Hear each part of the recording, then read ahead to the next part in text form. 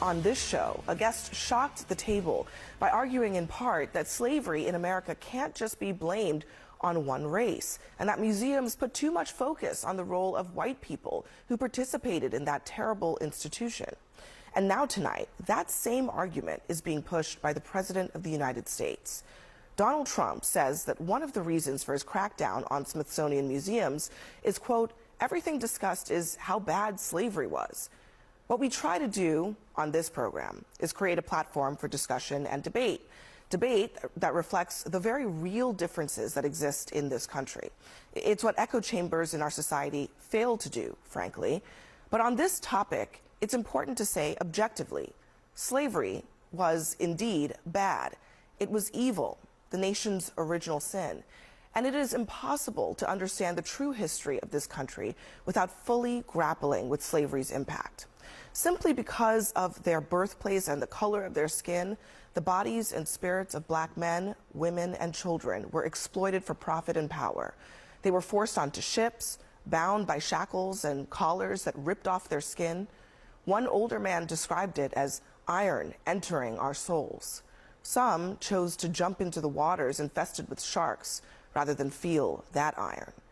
Now, once they arrived on this very soil, they were forced to work by way of the whip, despite being starved, sleep-deprived, threatened, tortured, physically and psychologically.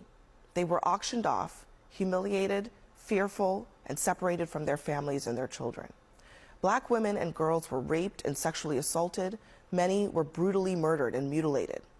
Now, this endured for decades, centuries.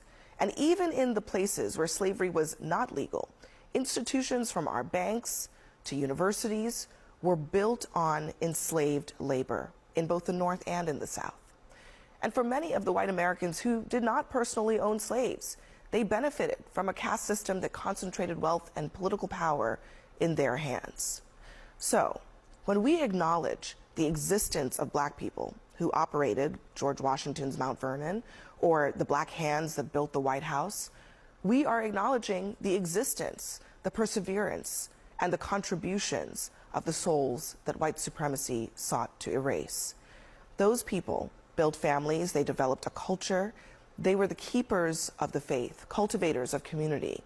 And they are the ones who deserve credit for forcing America to rid itself of the stain of slavery.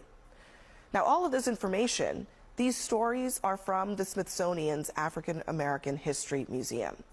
And I share this not as a lecture for you, but as a lesson. America, the superpower, is largely possible only because of the superpowers of people who went lifetimes without the same rights of generations who were boosted from their backs. True history should include everything. Yes, the evils and the horrors too. And museums are supposed to be places that protect those stories, the images, the lessons, the very things that inform so much of our current state of our republic, from racism to poverty.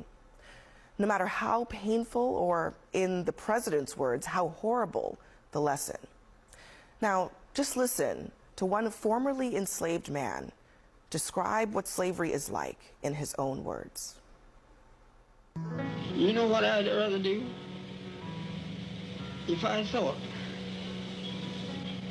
that I'd ever be a slave again, I'd take a gun and just end it all right away. Because you're nothing but a dog. You're not a thing but a dog. President Trump is taking issue with how slavery is depicted at museums here in the nation's capital.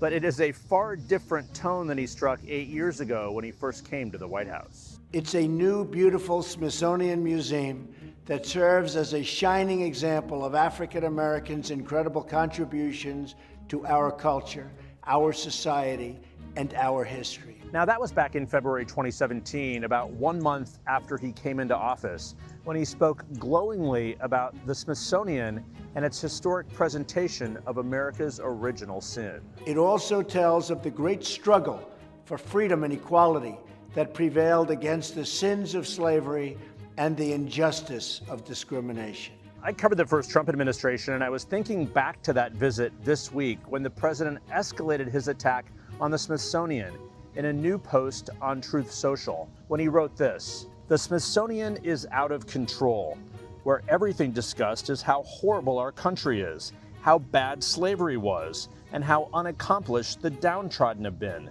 Nothing about success, nothing about brightness, nothing about the future."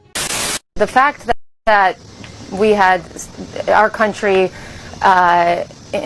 was involved in slavery is awful. No one thinks otherwise.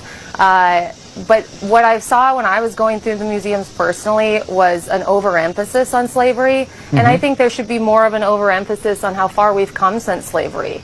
Our country is a country of progress, and it's the greatest country in the world, and we should be able to take our kids, our students through the Smithsonian and feel proud when we leave.